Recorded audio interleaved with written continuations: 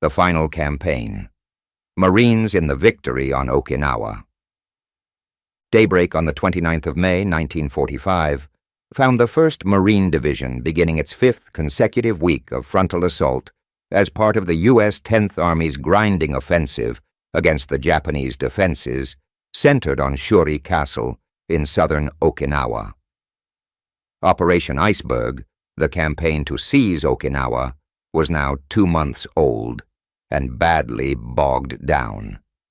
The exhilarating, fast-paced opening of the campaign had been replaced by week after week of costly, exhausting attrition warfare against the Shuri complex. The 1st Marine Division, hemmed in between 2 other divisions with precious little maneuver room, had advanced barely 1,000 yards in the past 18 days, an average of 55 yards each bloody day.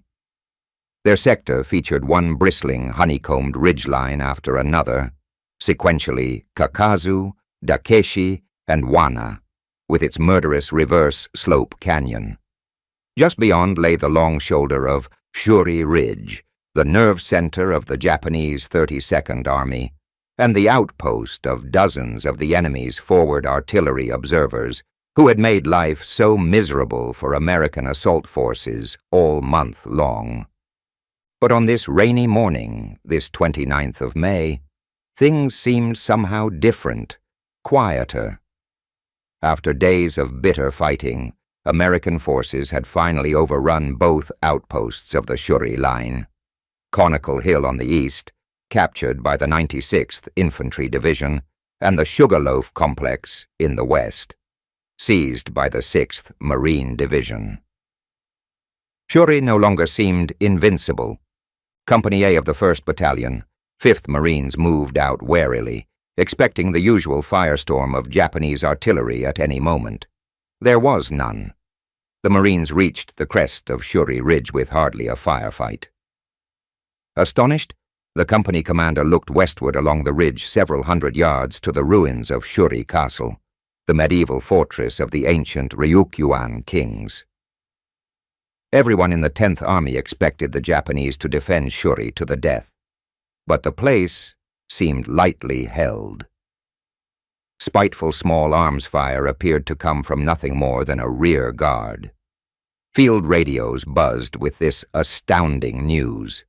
Shuri Castle itself lay beyond division and corps boundaries, but it was there for the taking. The assault Marines asked permission to seize the prize. Major General Pedro Del Valle, commanding the 1st Marine Division, did not hesitate. By all rights, the castle belonged to the neighboring 77th Infantry Division, and Del Valle knew his counterpart, Army Major General Andrew D. Bruce, would be angry if the Marines snatched the long-sought trophy before his soldiers could arrive. But this was an unprecedented opportunity to grab the 10th Army's main objective. Del Valle gave the go-ahead. With that, Company A, 1/5, swept west along the ridge against light opposition and took possession of the battered complex. Del Valle's staff had to do some fancy footwork to keep peace with their Army neighbors. Only then did they learn that the 77th Division had scheduled a major bombardment of the castle that morning. Frantic radio calls averted the near tragedy just in time. Results of the Marines' preemptive action incensed General Bruce. Recalled Del Valle, "I don't think a single Army division commander would talk to me after that." Notwithstanding this inter-service aggravation, the Americans had achieved much this morning. For 2 months, the Shuri Heights had provided the Japanese with superb fields of observed fire that covered the port city of Naha and the entire 5-mile neck of southern Okinawa. Even now, as the Marines of A-15 deployed into a hasty defensive line within the castle's rubble, they were oblivious to the fact that a Japanese rear guard still occupied portions of the mammoth underground headquarters complex directly under their muddy boondockers. They would be astounded to learn that the subterranean headquarters of the 32nd Army measured 1,287 feet long and as much as 160 feet deep, all of it dug by pick and shovel. The Japanese had in fact stolen a march on the approaching 10th Army.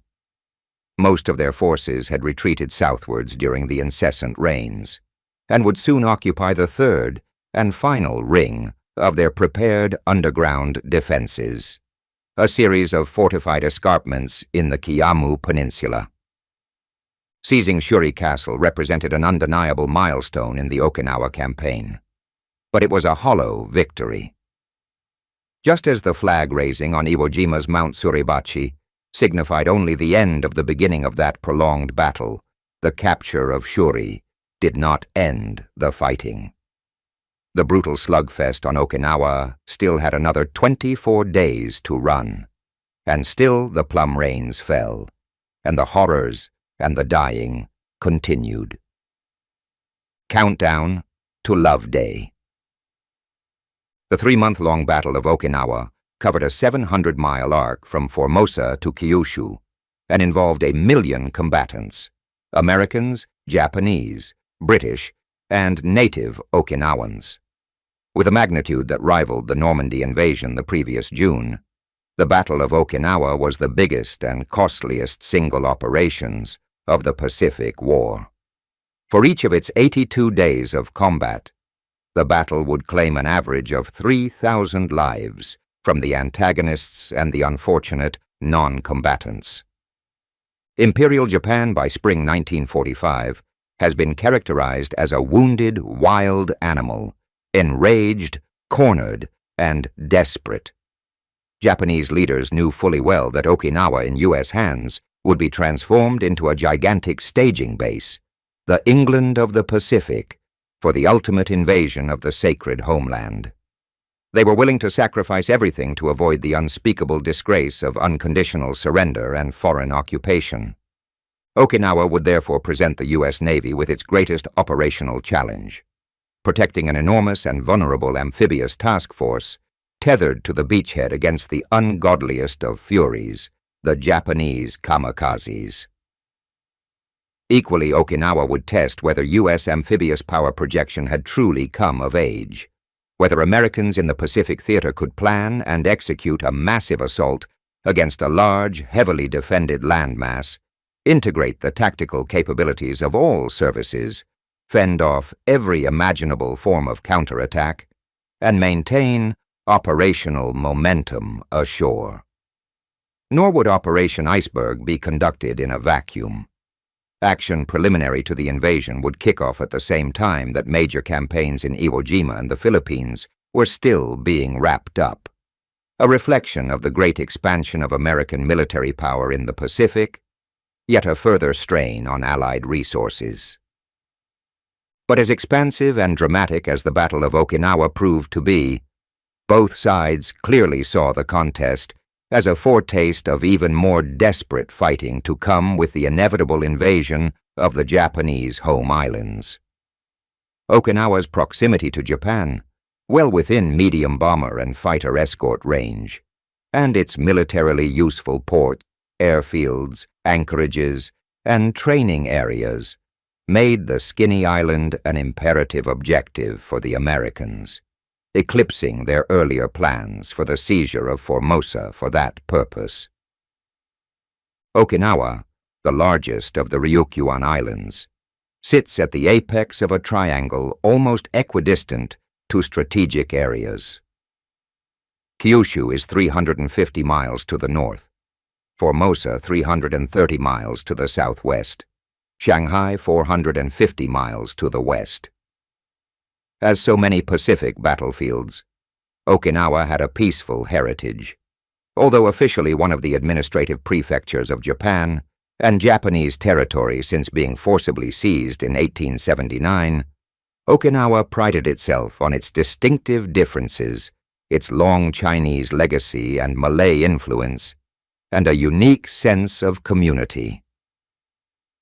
Western Pacific, the Japanese Imperial General Headquarters, IGHQ in Tokyo, did little to fortify or garrison Okinawa in the opening years of the Pacific War.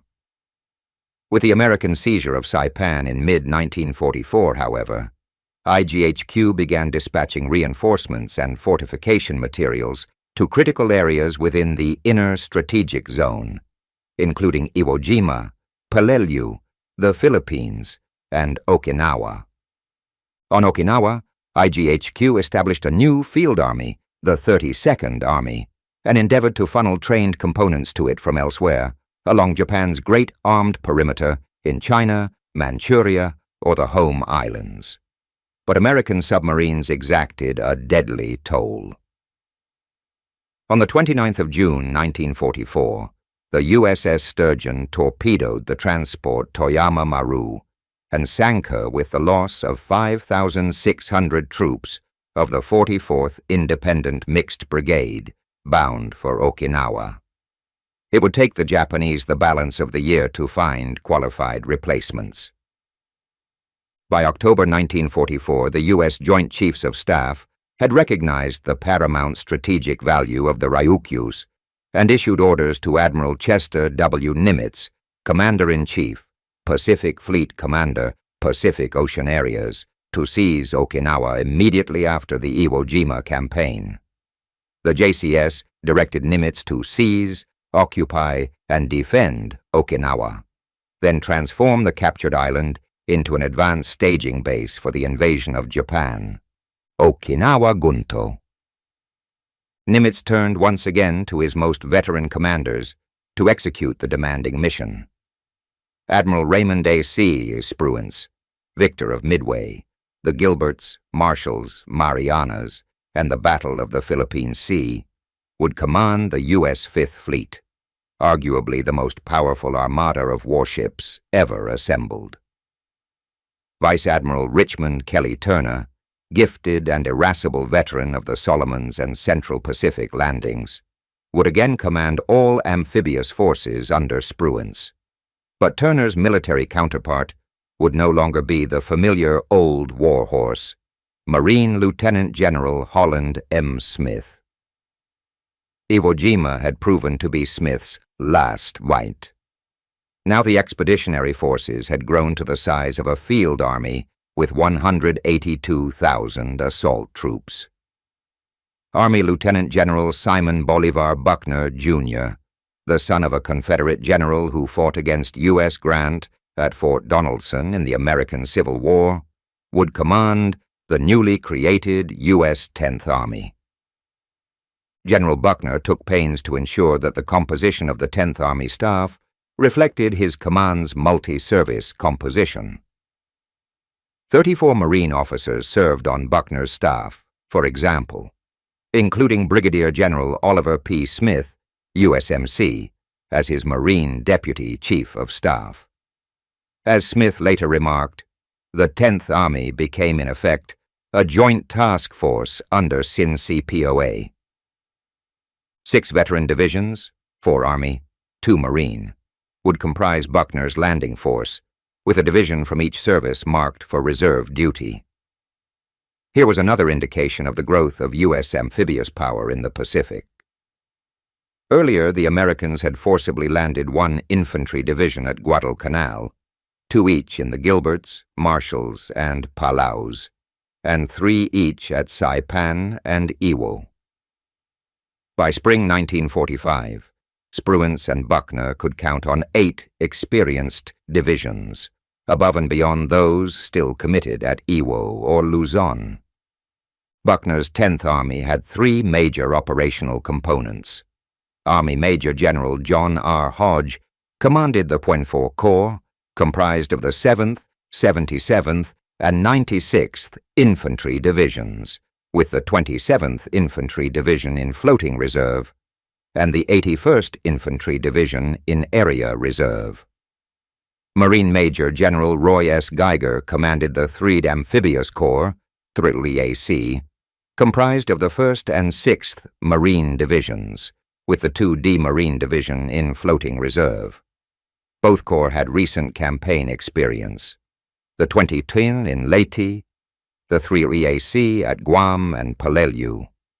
The 3rd major component of Buckner's command was the Tactical Air Force 10th Army, commanded by Marine Major General Francis P. Mulcahy, who also commanded the 2D Marine Aircraft Wing. His fighter command was headed by Marine Brigadier General William J. Wallace. The Marine components staged for iceberg in scattered locations. The 1st Marine Division, commanded by Major General Pedro A. Del Valle, had returned from Peleliu to pitiful Pavuvu in the Russell Islands to prepare for the next campaign. The 1st Division had also been the first to deploy to the Pacific and had executed difficult amphibious campaigns at Guadalcanal, Cape Gloucester, and Peleliu.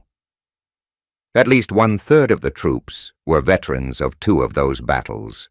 Another third had experienced at least one. Tiny Pavuvu severely limited workup training, but a large-scale exercise in nearby Guadalcanal enabled the division to integrate its newcomers and returning veterans. General Del Valle, a consummate artillery officer, ensured that his troops conducted tank infantry training under the protective umbrella of supporting howitzer fires. The 6th Marine Division became the only division to be formed overseas in the war when Major General Lemuel C. Shepard, Jr. activated the colors and assumed command in Guadalcanal in September 1944. The unit may have been new, but hardly a greenhorn could be found in its leadership ranks. Many former mariner raiders with combat experience in the Solomons comprised the heart of the 4th Marines. The regiment had also landed at Emirau and Guam. The 22D Marines had combat experience at Eniwetok and Guam. And while the 29th Marines comprised a relatively new infantry regiment, its 1st Battalion had played a pivotal role in the Saipan campaign. General Shepard used his time and the more expansive facilities on Guadalcanal to conduct progressive workup training from platoon to regimental level. Looking ahead to Okinawa, Shepard emphasized rapid troop deployments, large-scale operations, and combat in built-up areas. The 2D Marine Division, commanded by Major General Leroy P. Hunt, had returned to Saipan after completing the conquest of Tinian. There the division absorbed up to 8,000 replacements and endeavored to train for a frustratingly varied series of mission assignments as, in effect, a strategic reserve. The unit already possessed an invaluable lineage in the Pacific War: Guadalcanal, Tarawa, Saipan, and Tinian, and its mere presence in Ryukyus's waters would constitute a formidable amphibious force in being, which would distract the Japanese on Okinawa. Yet the division would pay a disproportionate price for its bridesmaid's role in the coming campaign. The Marine divisions preparing to assault Okinawa experienced yet another organizational change, the 4th of the war. Headquarters Marine Corps, HQMC, constantly reviewing the lessons learned in the war to date, had just completed a series of revisions to the tables of organization and equipment for the division and its components.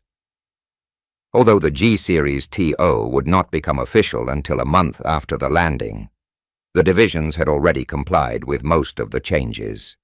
The overall size of each division increased from 17,465 to 19,176. This growth reflected the addition of an assault signal company, a rocket platoon, the Buck Rogers men, a war dog platoon, and, significantly, a 55-man assault platoon in each regimental headquarters. Artillery, motor transport, and service units received slight increases. So did the machine gun platoons in each rifle company. The most timely weapons change occurred with the replacement of the 75 mm half-tracks with the newly developed M7 105 mm self-propelled howitzer, 4 to each regiment. Purists in the artillery regiments tended to sniff at these weapons, deployed by the infantry not as massed howitzers but rather as direct fire, open sights, siege guns against Okinawa's thousands of fortified caves. but the riflemen soon swore by them. Headquarters, U.S. Marine Corps, backed up these last-minute changes by providing the quantities of replacements required, so that each assault division actually landed at full tables of organization, TO strength, plus the equivalent of 2 replacement drafts each. Sometimes the skills required did not match the requirement, however. Some of the artillery regiments had to absorb a flood of radar technicians and anti-aircraft artillery gunners from the old defense battalions at the last moment. But by and large, the manpower and equipment shortfalls, which had beset many early operations, had been overcome by the time of embarkation for the Okinawa campaign. Surprisingly for this late in the war, operational intelligence proved less than satisfactory prior to the Okinawa landing.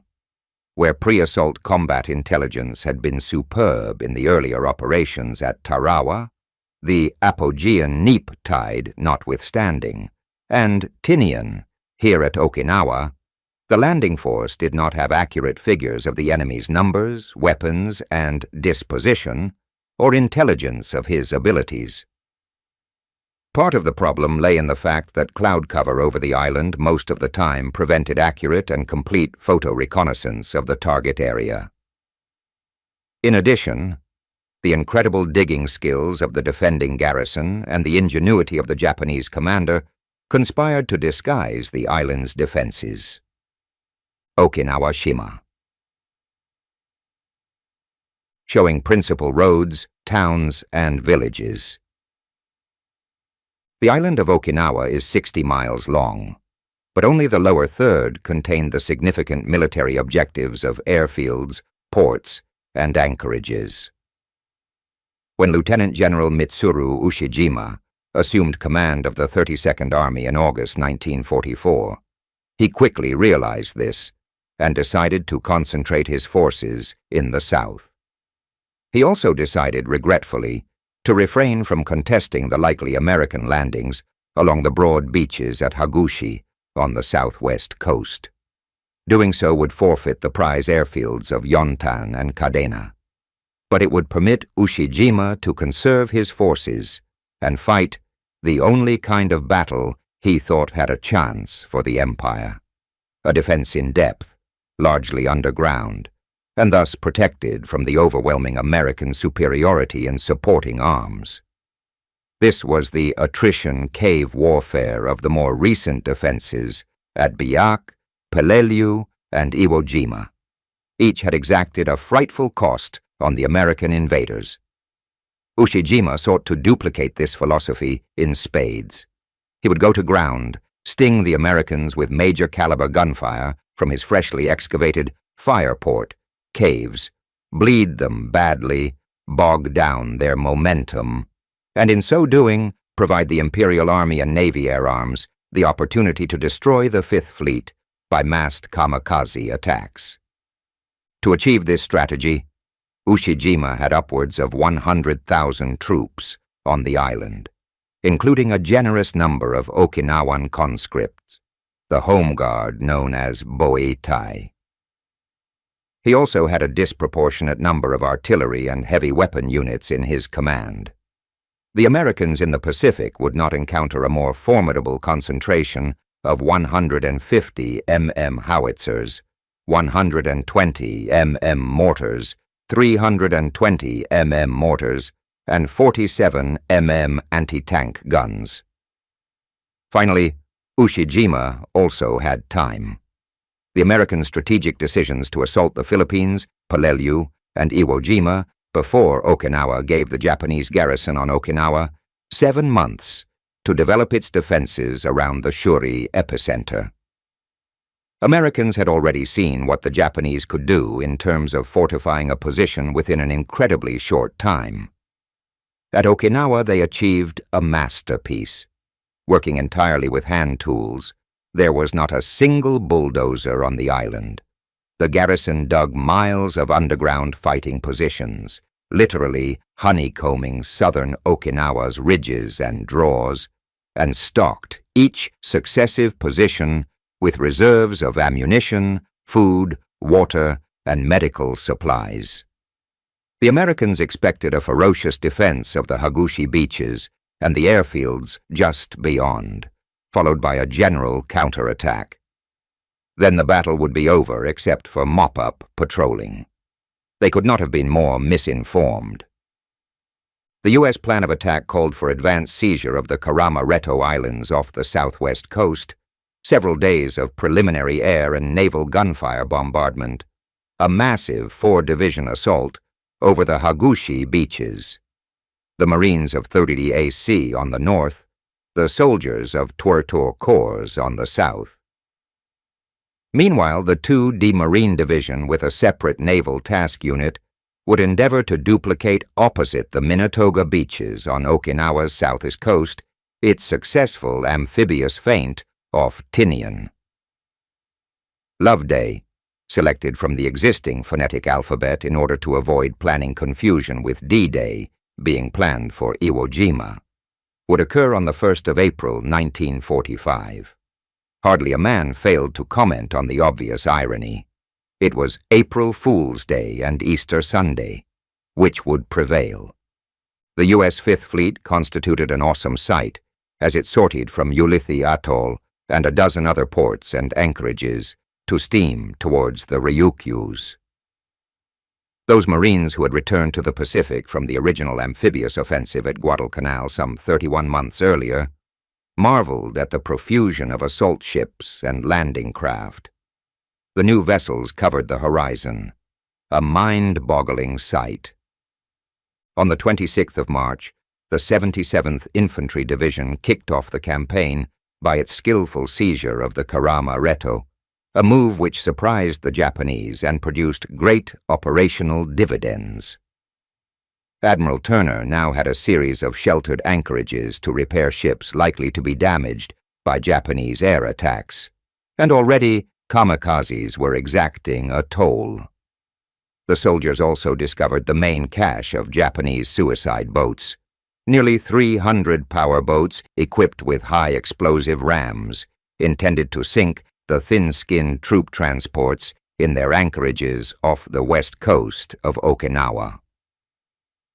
The Fleet Marine Force Pacific Force Reconnaissance Battalion, commanded by Major James L. Jones, USMC, preceded each Army landing with stealthy scouting missions the preceding night. Jones's Marines also scouted the barren sand spits of Kaisashima and found them undefended. With that welcome news, the Army landed a battery of 155 Long Toms on the small islets and soon added their considerable firepower to the naval bombardment of the southwest coast of Okinawa. Meanwhile, Turner's minesweepers had their hands full clearing approach lanes to the Hagushi beaches. Navy underwater demolition teams, augmented by Marines, blew up hundreds of man-made obstacles in the shallows, and in a full week of preliminary bombardment, the fire support ships delivered more than 25,000 rounds of 5-inch shells or larger. The shelling produced more spectacle than destruction, however, because the invaders still believed General Ushijima's forces would be arrayed around the beaches and airfields. A bombardment of that scale and duration would have saved many lives at Iwo Jima. At Okinawa, this precious ordnance produced few tangible results. A Japanese soldier observing the huge armada bearing down on Okinawa wrote in his diary, "It's like a frog meeting a snake and waiting for the snake to eat him." Tensions ran high among the U.S. transports as well. The 60 mm mortar section of Company K, 3D Battalion, 5th Marines, learned that casualty rates on L-Day could reach 80–85%.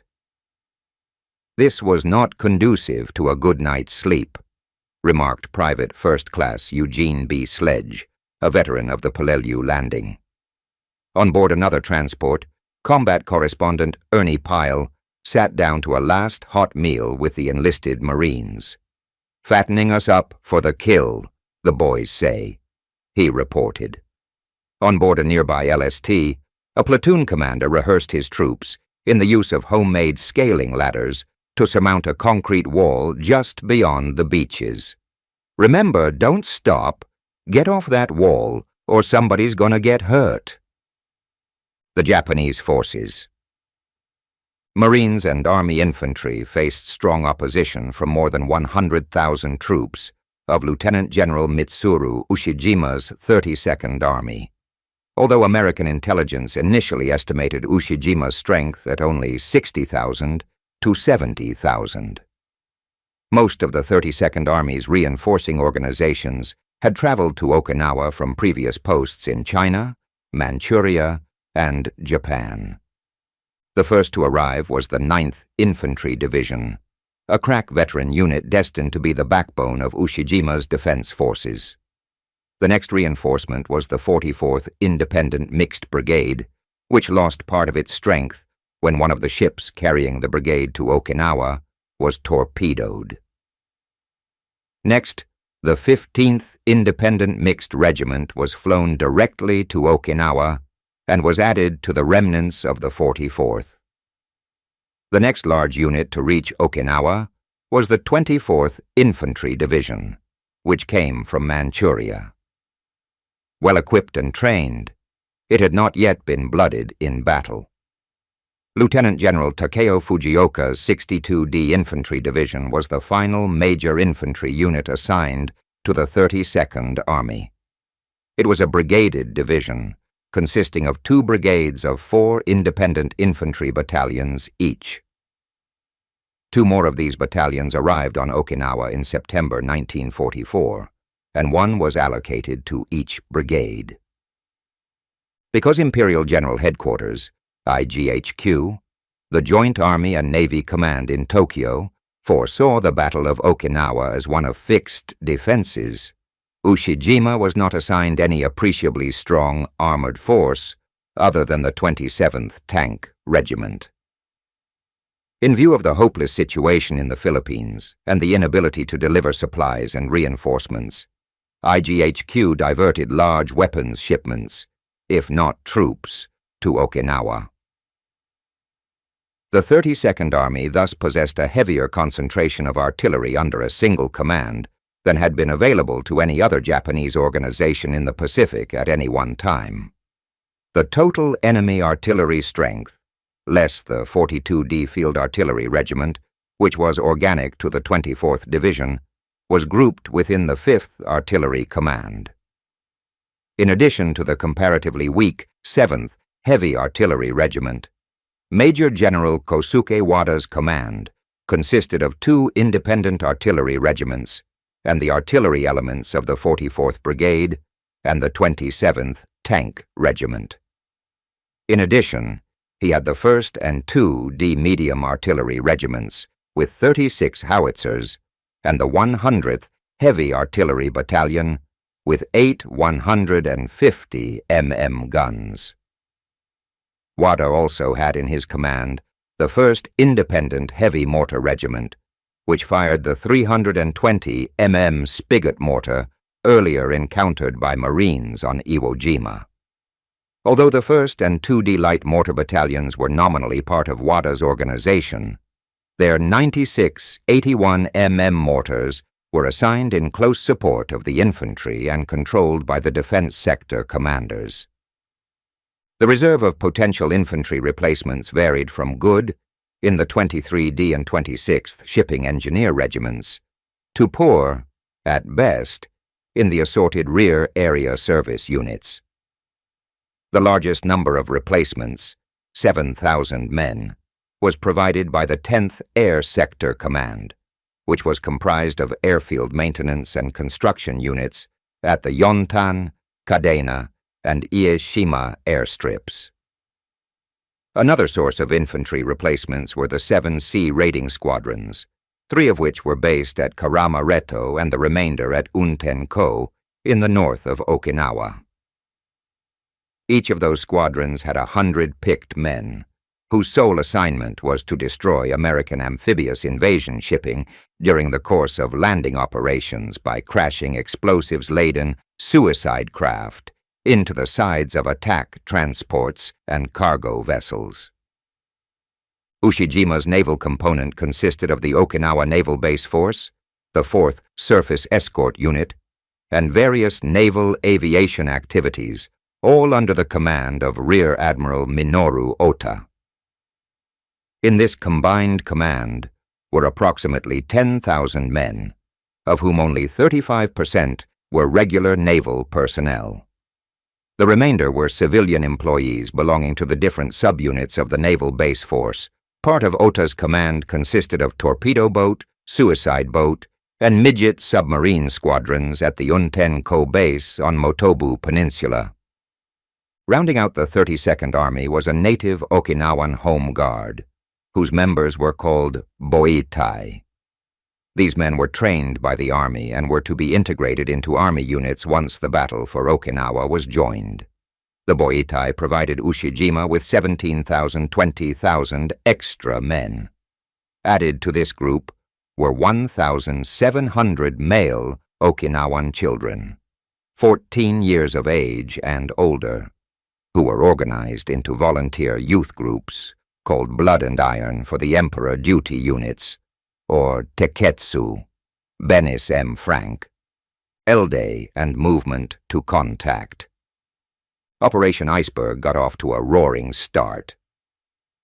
The few Japanese still in the vicinity of the main assault at first light on L-Day, the 1st of April 1945, could immediately sense the wisdom of General Ushijima in conceding the landing to the Americans. The enormous armada, assembled from ports all over the Pacific Ocean, had concentrated on schedule off Okinawa's southwest coast and stood coiled to project its 182,000-man landing force over the beach. This would be the ultimate forcible entry, the epitome of all the amphibious lessons learned so painstakingly from the crude beginnings at Guadalcanal and North Africa. Admiral Turner made his final review of weather conditions in the amphibious objective area. As at Iwo Jima, the amphibians would be blessed with good weather on the critical first day of the landing. Skies would be cloudy to clear, winds moderate east to northeast, surf moderate, temperature 75 degrees. At 0406, Turner announced, "Land the landing force," the familiar phrase which marked the sequential countdown to the first assault waves hitting the beaches at H hour. Combat troops already manning the rails of their transports then witnessed an unforgettable display of naval power. The sustained bombardment by shells and rockets from hundreds of ships, alternating with formations of attack aircraft streaking low over the beaches, bombing and strafing at will. Enemy return fire seemed scattered and ineffectual, even against such a mass of lucrative targets assembled offshore. Turner confirmed H hour at 0830. Now came the turn of the 2D Marine Division and the ships of the diversionary force to decoy the Japanese with a feint landing on the opposite coast. The ersatz amphibious force steamed into position, launched amphibian tractors and Higgins boats, loaded them conspicuously with combat-equipped Marines, then dispatched them towards Minatoga Beach in 7 waves. Paying careful attention to the clock, the 4th wave commander crossed the line of departure exactly at 0830, the time of the real H hour on the west coast. The LVTs and boats then turned sharply away and returned to the transports, mission accomplished. There is little doubt that the diversionary landing and a repeat performance the following day achieved its purpose. In fact, General Ushijima retained major frontline infantry and artillery units in the Minatoga area for several weeks thereafter, as a contingency against a secondary landing he fully anticipated. The garrison also reported to IGHQ on L-Day morning that enemy landing attempt on East Coast completely foiled with heavy losses to enemy. But the successful deception came at considerable cost. Japanese kamikazes, convinced that this was the main landing, struck the small force that same morning, seriously damaging the troopship Hinsdale and LST 844. The 3D Battalion, 2D Marines, and the 2D Amphibian Tractor Battalion suffered nearly 50 casualties. The two ships lost an equal number of sailors. Ironically, the division expected to have the least damage or casualties in the L-Day battle lost more men than any other division in the 10th Army that day. Complained Division Operations Officer Lieutenant Colonel Samuel G. Taxis. We had asked for air cover for the feint, but were told the threat would be incidental. On the southwest approaches, the main body experienced no such interference. An extensive coral reef provided an offshore barrier to the Hagushi beaches, but by 1945, reefs no longer posed a problem to the landing force. Unlike Tarawa, where the reef dominated the tactical development of the battle, General Buckner at Okinawa had more than 1,400 LVTs to transport his assault echelons from ship to shore without hesitation. These long lines of LVTs now extended nearly 8 miles as they churned across the line of departure on the heels of 360 armored LVTAs, whose turret-mounted, snub-nosed 75 mm howitzers blasted away at the beach as they advanced the final 4,000 yards. Behind the LVTs came nearly 700 DUKWs, amphibious trucks, bearing the first of the direct support artillery battalions. The horizon behind the DUKWs seemed filled with lines of landing boats. These would pause at the reef to marry with outward-bound LVTs. Soldiers and Marines alike had rehearsed transfer line operations exhaustively. There would be no break in the assault's momentum this day. The mouth of the Bishigawa River marked the boundary between the 20th Corps and 3 EAC along the Hagushi beaches. The Marines' tactical plan called for the two divisions to land abreast, the 1st on the right, the 6th on the left. Each division in turn landed with 2 regiments abreast. The assault regiments from north to south were the 22nd, 4th, 7th, and 5th Marines. Reflecting years of practice, the first assault wave touched down close to 0830, the designated H-hour. The Marines stormed out of their LVTs, swarmed over the berms and sea walls, and entered the great unknown. The forcible invasion of Okinawa had begun. Within the first hour, the 10th Army had put 16,000 combat troops ashore.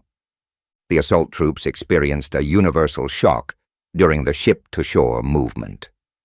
In spite of the dire intelligence predictions and their own combat experience, the troops found the landing to be a cakewalk, virtually unopposed.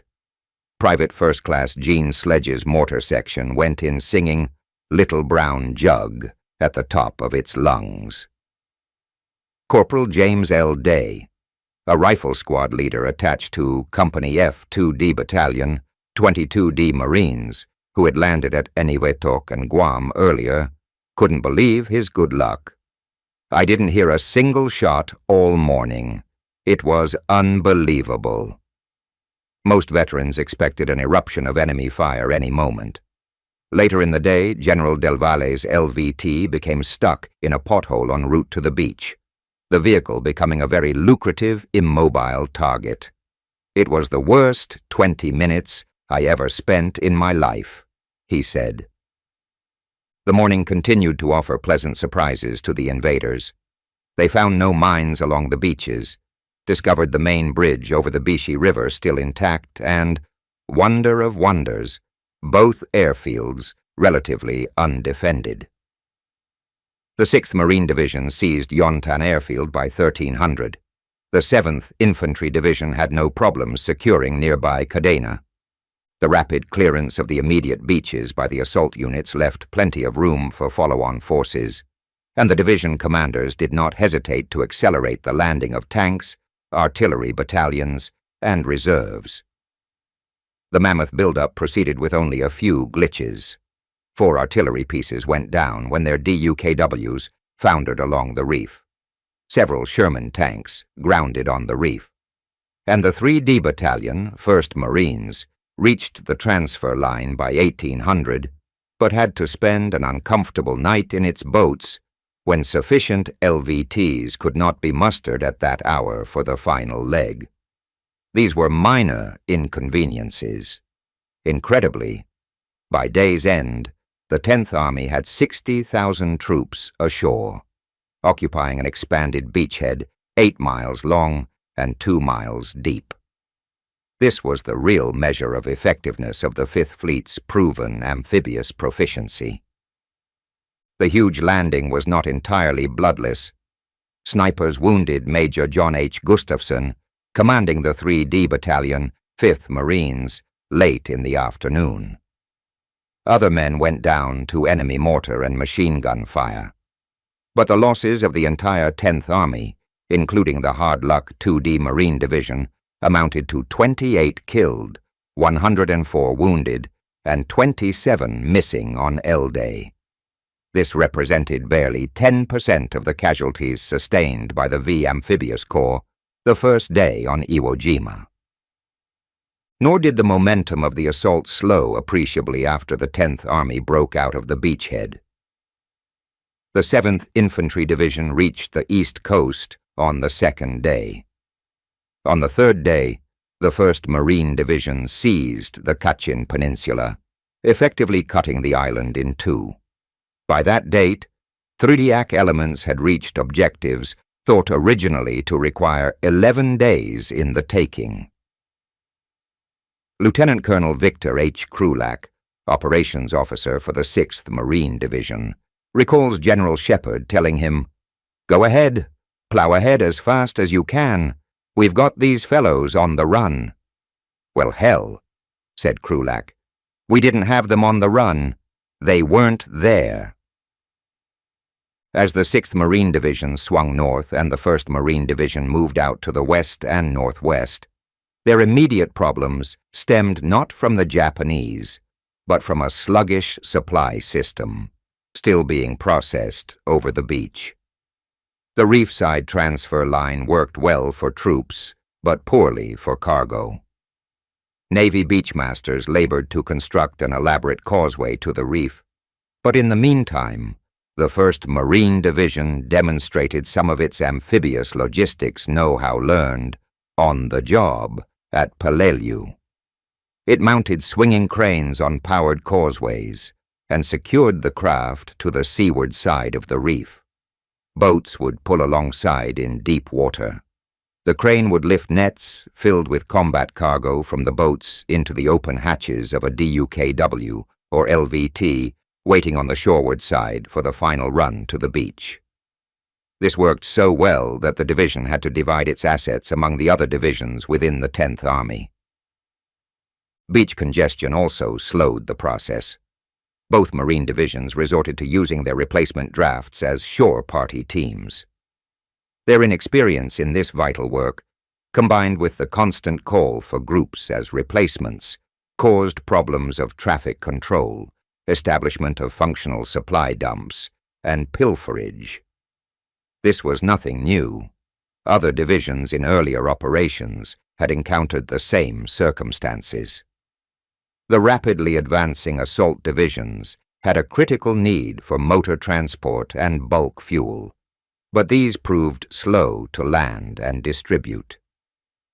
Okinawa's rudimentary road network further compounded the problem. Colonel Edward W. Snedeker, commanding the 7th Marines, summarized the situation after the landing in this candid report. The movement from the west coast landing beaches of Okinawa across the island was most difficult because of the rugged terrain crossed. It was physically exhausting for personnel who had been on transports a long time. It also presented initially an impossible supply problem in the 7th zone of action because of the lack of roads.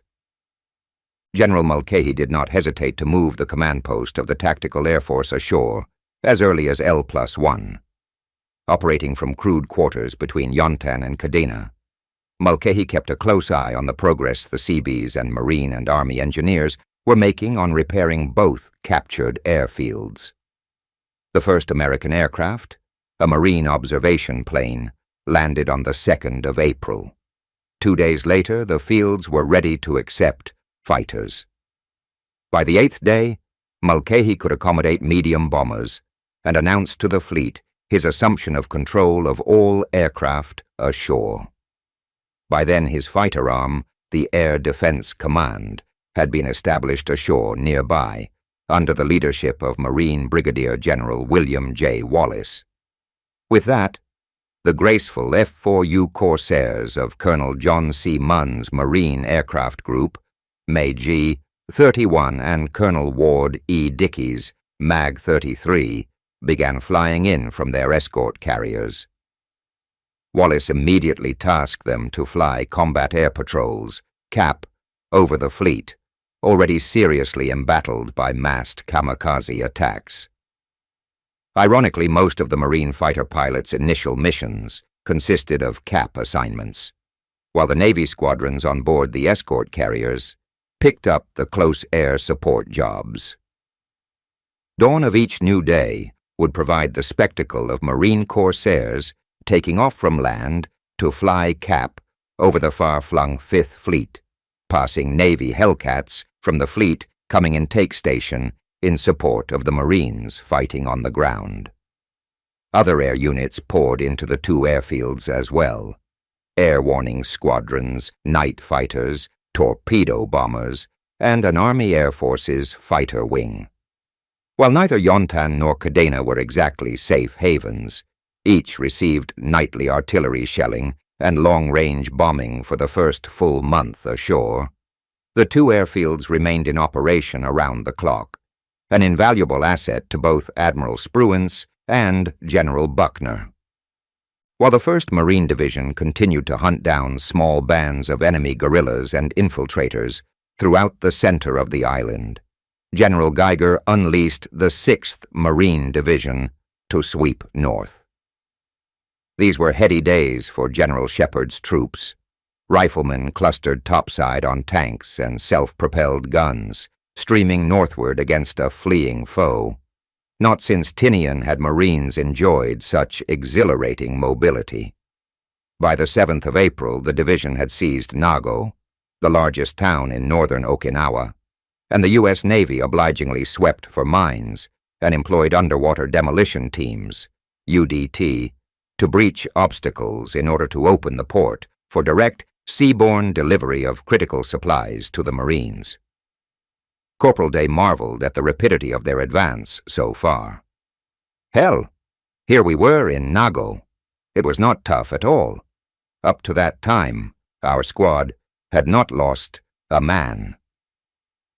The 22D Marines continued north through broken country, reaching Hedo Misaki at the far end of the island on L+12, having covered 55 miles from the Hagushi landing beaches. For the remainder of the 6th Marine Division, the honeymoon was about to end. Just northwest of Nago, the great bulbous nose of Motobu Peninsula juts out into the East China Sea. There, in a 6-square-mile area around one 200-foot Mount Yaetake, Colonel Takashiko Udo and his Kunigami detachment ended their delaying tactics and assumed prepared defensive positions. Udo's force consisted of 2 rifle battalions, a regimental gun company, and an anti-tank company from the 44th Independent Mixed Brigade, in all about 2,000 seasoned troops. Yatek proved to be a defender's dream, broken into steep ravines and tangled with dense vegetation. The Japanese sowed the approaches with mines and mounted 20 mm dual-purpose machine cannons and heavier weapons deep within caves. As Colonel Krulak recalled, they were just there. They weren't going anywhere. They were going to fight to the death. They had a lot of naval guns that had come off disabled ships, and they dug them way back in holes where their arc of fire was not more than 10 or 12 degrees. one of the artillery battalions of the 15th Marines had the misfortune to lay their guns directly within the narrow arc of a hidden 150 mm cannon. They lost 2 howitzers before you could spell cat, said Krulak. The Battle of Yad Tak became the 6th Marine Division's first real fight. 5 days of difficult and deadly combat against an exceptionally determined enemy.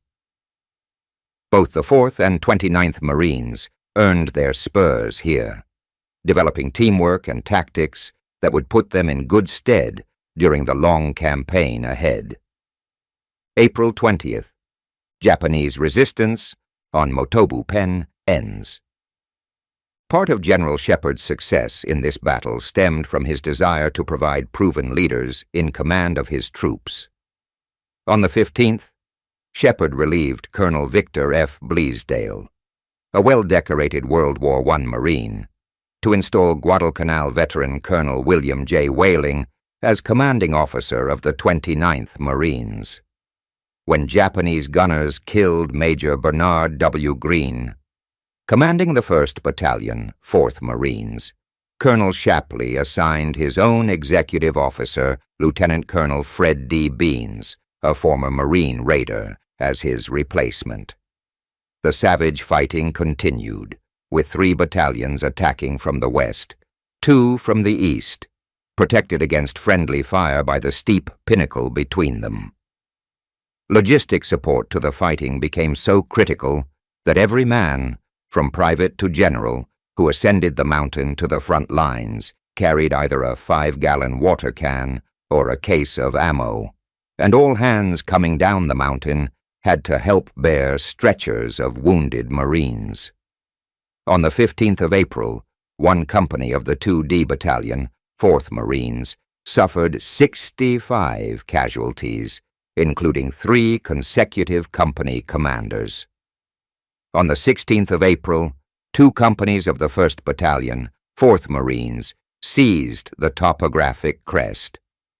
On the following day, the 29th Marines received exceptional fire support from the 14-inch guns of the old battleship Tennessee and low-level in-your-pocket bombing from the Corsairs of Marine Fighter Squadron 322.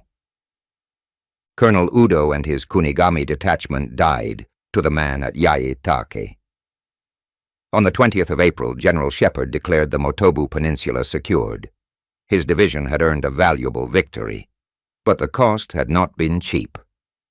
The 6th Marine Division suffered the loss of 207 killed and 757 wounded in the battle. The division's overall performance impressed General Oliver P. Smith, who recorded in his journal, "The campaign in the North should dispel the belief held by some that Marines are beach-bound and are not capable of rapid movement." Troops moved rapidly over rugged terrain, repaired roads and blown bridges, successively opened new unloading points, and reached the northern tip of the island, some 55 miles from the original landing beaches, in 14 days. This was followed by a mountain campaign of 7 days' duration to clear the Motobu Peninsula. During the battle for Motobu Peninsula, the 77th Infantry Division once again displayed its amphibious prowess by landing on the island of Ieshima to seize its airfields. On the 16th of April, Major Jones's Force Reconnaissance Marines again helped pave the way by seizing Minashima, a tiny islet about 6,000 yards offshore from Aishima. Here the soldiers positioned a 105 mm battery to further support operations ashore. The 77th needed plenty of fire support. Nearly 5,000 Japanese defended the island. The soldiers overwhelmed them in 6 days of very hard fighting at a cost of 1,100 casualties. One of these was the popular war correspondent Ernie Pyle, who had landed with the Marines on L-Day. A Japanese Nambu gunner on Aishima shot Pyle in the head, killing him instantly. Soldiers and Marines alike grieved over Pyle's death. just as they had 6 days earlier with the news of President Franklin D. Roosevelt's passing. The 1st Marine Division fought a different campaign in April than their sister division to the north. Their days were filled with processing refugees, and their nights with patrols and ambushes. Guerrillas and snipers exacted a small but steady toll. The 7th Marines became engaged in a hot firefight near Hisaona, but most of the action remained small unit and nocturnal. The old breed Marines welcomed the cycle of low intensity. After so many months in the tropics, they found Okinawa refreshingly cool and pastoral. The Marines grew concerned about the welfare of the thousands of Okinawan refugees who straggled northwards from the heavy fighting. As Private First Class Eugene Sledge observed, "The most pitiful things about the Okinawan civilians were that they were totally bewildered by the shock of our invasion, and they were scared to death of us. Countless times they passed us on the way to the rear with fear, dismay, and confusion on their faces." Sledge and his companions in the 5th Marines could tell by the sound of intense artillery fire to the south that the 44 Corps had collided with General Ushijima's outer defenses. Within the first week, the soldiers of the 7th and 96th Divisions had answered the riddle of, "Where are the Japs?" By the second week, both General Hodge and General Buckner were painfully aware of Ushijima's intentions and the range and depth of his defensive positions. In addition to their multitude of caves, minefields, and reverse slope emplacements, the Japanese in the Shuri complex featured the greatest number of large-caliber weapons the Americans had ever faced in the Pacific. All major positions enjoyed mutually supporting fires from adjacent and interior hills and ridgelines, themselves honeycombed with caves and fighting holes.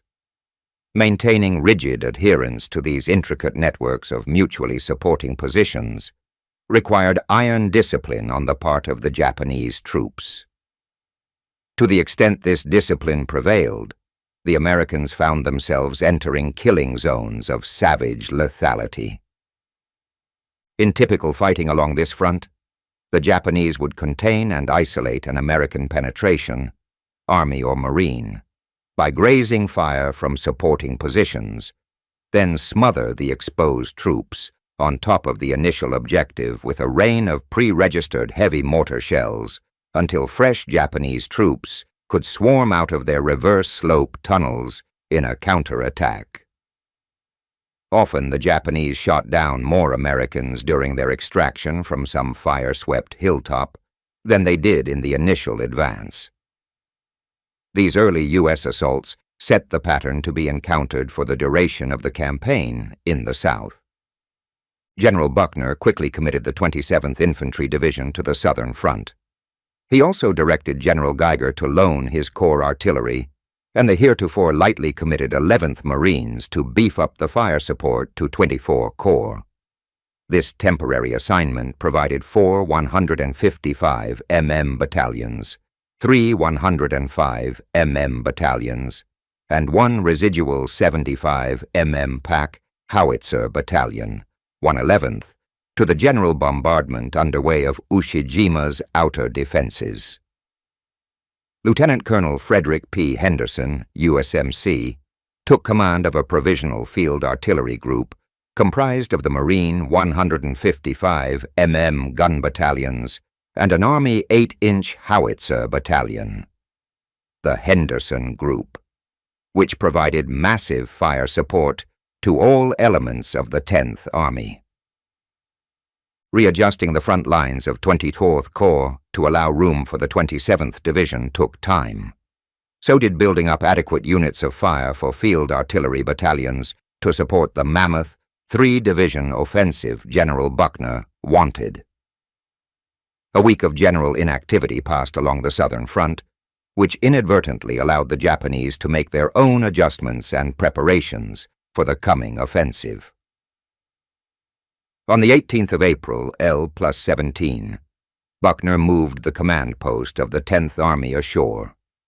The offensive began the next morning, preceded by the ungodliest preliminary bombardment of the ground war, a virtual typhoon of steel delivered by 27 artillery batteries, 18 ships, and 650 aircraft. But the Japanese simply burrowed deeper into their underground fortifications and waited for the infernal pounding to cease and for American infantry to advance into their well-designed killing traps. The Tweeter Corps executed the assault on the 19th of April with great valor, made some gains, then were thrown back with heavy casualties. The Japanese also exacted a heavy toll of U.S. tanks, especially those supporting the 27th Infantry Division. In the fighting around Kakazu Ridge, the Japanese had separated the tanks from their supporting infantry by fire, then knocked off 22 of the 30 Shermans, with everything from 47 mm guns to hand-delivered satchel charges. The disastrous battle of the 19th of April provided an essential dose of reality to the 10th Army. The so-called walk in the sun had ended. Overcoming the concentric Japanese defenses around Shuri was going to require several divisions, massive firepower and time, perhaps a very long time. Buckner needed immediate help along the Machinato-Kakazu lines. His operations officer requested General Geiger to provide the 1st Tank Battalion to the 27th Division. Hearing this, General Del Valle became furious. "They can have my division," he complained to Geiger, "but not piecemeal." Del Valle had other concerns. Marine Corps tankers and infantry trained together as teams. The 1st Marine Division had perfected tank infantry offensive attacks in the crucible of Peleliu. Committing the tanks to the Army without their trained infantry squads could have proven disastrous. Fortunately, Geiger and Oliver P. Smith made these points clear to General Buckner.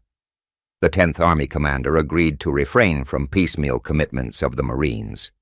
Instead, on the 24th of April, he requested Geiger to designate one division as 10th Army Reserve and make one regiment in that division ready to move south in 12 hours. Geiger gave the mission to the 1st Marine Division. Del Valle alerted the 1st Marines to be ready to move south.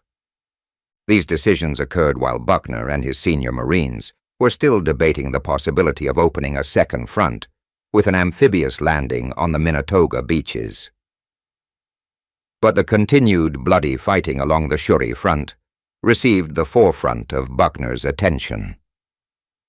As his casualties grew alarmingly, Buckner decided to concentrate all his resources on a single front. On the 27th of April, he assigned the 1st Marine Division to 24 Corps. During the next 3 days, the division moved south to relieve the shot-up 27th Infantry Division on the western, right, flank of the lines. The 6th Marine Division received a warning order to prepare for a similar displacement to the south. The long battle for Okinawa's southern highlands was shifting into high gear. Meanwhile, throughout April and with unprecedented ferocity, the Japanese kamikazes had punished the ships of the Fifth Fleet supporting the operation. So intense had the aerial battles become that the western beaches, so beguilingly harmless on L-Day, became positively deadly each night with the steady rain of shell fragments from thousands of anti-aircraft guns in the fleet. Ashore or afloat, there were no safe havens in this protracted battle.